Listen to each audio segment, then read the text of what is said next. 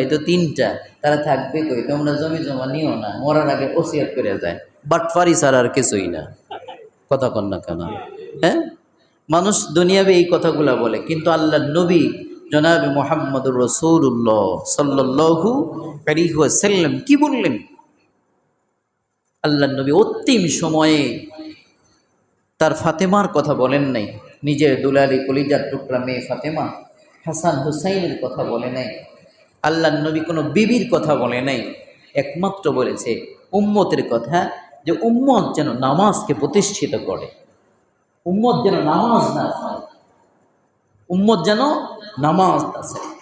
জিবরিল আলাইহিস সালাতু ওয়াস সালাম আল্লাহ নবীর দরজার মধ্যে সে সালাম দিলেন, নবী হে, আজকে শুধু আমি আপনার দরজায় আসিনি, একজন মেহমান এসেছে, অনুমতি চাই।